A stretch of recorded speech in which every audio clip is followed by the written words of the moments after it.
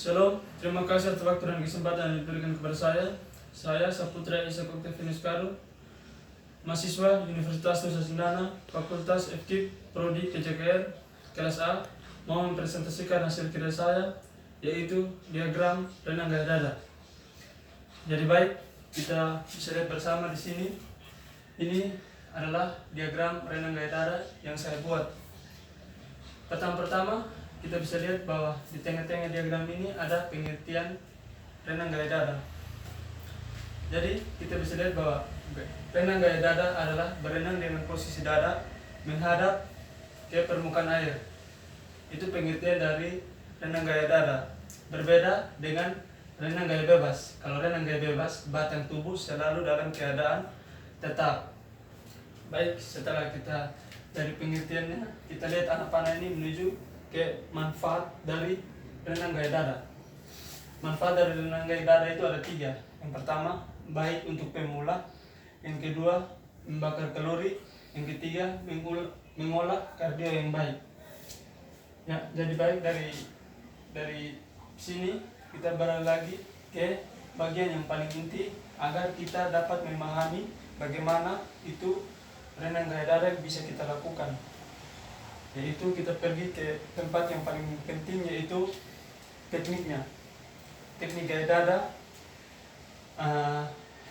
mempunyai 5 teknik, yaitu 1, dalam air. Yang kedua, gerakan tangan. Yang ketiga, gerakan kaki. Yang keempat, pernapasan. Yang kelima, berputar. Ya, jadi baik. Dalam air juga itu dia mempunyai 4 teknik, dan teknik ini kita harus menguasainya agar kita tidak terjadi hal-hal yang kita inginkan. Dan ketika kita mau melakukan teknik renang gaya dada, kita harus diawasi oleh orang yang berpengalaman agar tidak terjadi hal-hal yang tidak diinginkan. Ya, baik. Tanpa basa-basi, kita lihat yang pertama, kepala sejajar dengan seluruh tubuh. Jadi kepala sejajar dengan seluruh tubuh itu seperti ini.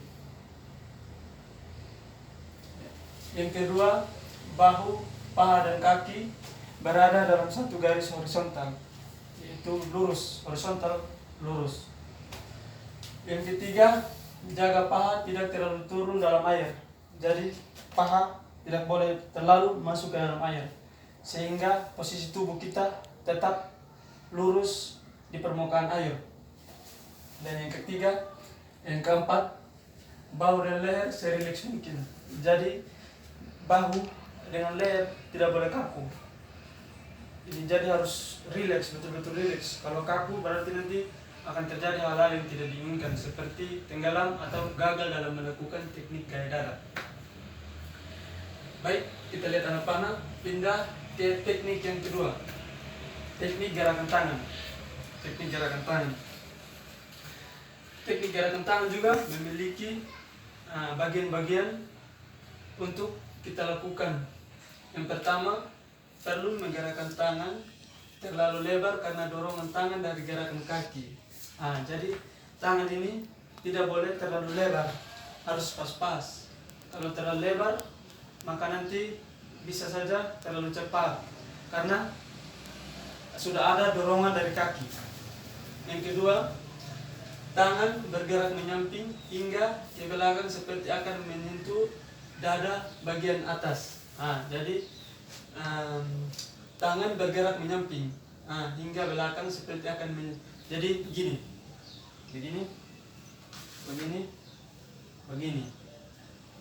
Baik, kita lihat lagi anak panah yang ketiga, gerakan kaki. Gerakan kaki juga mempunyai bagian-bagian atau teknik-tekniknya agar kita bisa melakukan gerakan kaki tersebut. Baik, kita lihat saja bersama-sama di sini. Gerakan kaki juga memiliki dua teknik. Kita bisa bedakan ya, bahwa ini teknik-teknik yang saya beritahu dari tadi ini itu teknik dari masing-masing gerakan. Contohnya seperti gerakan tangan mempunyai dua teknik. Jadi baik kita bisa lihat sini gerakan kaki mempunyai juga dua teknik. Yang pertama, posisi lutut lebih lebar dari paha dan didorong ke belakang hingga kedua kaki lurus. Jadi posisi lutut itu lebih lebar dari paha supaya ketika kita mengayun kaki itu pas-pas. Yang kedua, saat kedua lurus, telapak kaki tetap aktif. Jadi telapak kaki kita itu tetap aktif seperti ini, tidak boleh berhenti atau jeda-jeda, sehingga dorongan badan kita bisa terus ketika kita renang bisa terus berjalan. Yang berikut, yang keempat, pernapasan. Pernapasan juga mempunyai teknik, yaitu mempunyai 3 teknik.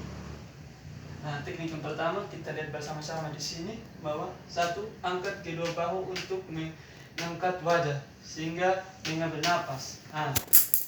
Jadi seperti ini ya. Begini, ini kita miringkan ke belakang, ambil napas, buang.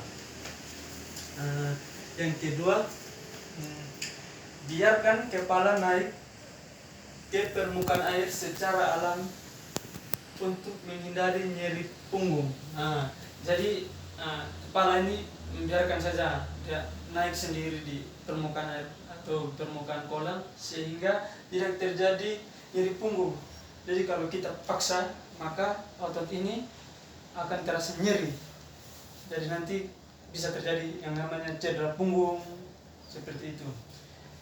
Yang berikut, yang ketiga dari pernapasan, yaitu tarik napas dari hidung dan buang dari mulut saat wajah masuk ke dalam air. Ya, jadi begini dia punya cara. Tarik napas ketika yang saya bilang tadi. Tarik kita dalam apa? Kita tarik napas seolah-olah ada air yang kita tarik. Jadi ketika kita angkat kepala, buang supaya napas kita bagus. Yang kelima, berputar. Kita lihat di sini, berputar itu juga mempunyai 4 teknik dasarnya, sehingga kita bisa mengetahui bagaimana cara kita berputar dalam air sehingga kita bisa berhasil dalam teknik berputar ini. Karena dalam renang gaya dada ini kita harus menguasai satu persatu teknik. Kalau kita tidak menguasainya, maka ketika satu teknik saja kita tidak menguasai, maka itu akan terasa, maka akan gagal. Jadi kawan-kawan semua, teman-teman, kita harus perhatikan baik-baik semua teknik yang ada di sini. Jadi saya lanjut yang kelima. Teknik yang kelima yaitu berputar. Bagian ini yang agak sulit karena berputar dalam air ya. Bisa saja terjadi hal-hal yang tidak diinginkan. Bisa saja keseimbangan tubuh atau apapun itu kita tidak tahu. Jadi kita harus perhatikan baik-baik bagian yang ini berputar, karena ini bagian yang paling tersulit untuk renang gaya dada. Baik, renang gaya dada juga mempunyai 5 teknik. Yang pertama, tangan Anda harus menyentuh dinding serta bersamaan di bawah atau di atas permukaan air. Jadi saya contohkan saja. Begini, harus menyentuh begini. Yang kedua, putar tubuh Anda ke samping saat pinggul menekuk. Selipkan lutut dan telapak kaki melekuk ke dinding. Jadi begini. Dan yang ketiga, gerakan tangan Anda yang lebih tinggi ke atas kepala untuk menombak dan mendorong melalui air saat tendangan Anda lepas dari dinding. Jadi tangan Anda yang lebih tinggi kepala atas begini, lebih tinggi. Jadi kita harus tunduk begini, jadi begini. Kaki di sini. Setelah itu kita harus tenang seperti ini supaya tubuh kita terdorong ke depan. Jadi yang keempat atau yang terakhir, jaga agar tangan tetap dekat di bawah tubuh Anda. Bawa lengan Anda kembali ke depan kepala Anda dan tendangan kuat untuk melanjutkan momentum. Begini. Jaga agar tangan tetap dekat di bawah tubuh Anda. Jadi tangan itu harus begini. Setelah kita, kan tadi kan saya sudah bilang begini. Jadi kita dorong. Jadi pada saat kita sudah lepas dari dinding kolam, tangan kita harus tetap lurus begini supaya badan tetap lurus. Jadi baik, saya sekilas sedikit tadi telah menjelaskan tentang diagram gaya dada. Jadi baik, inti dari semua ini, dari renang gaya dada ini apa? Kita harus menguasai tekniknya. Yang pertama itu harus menguasai satu persatu.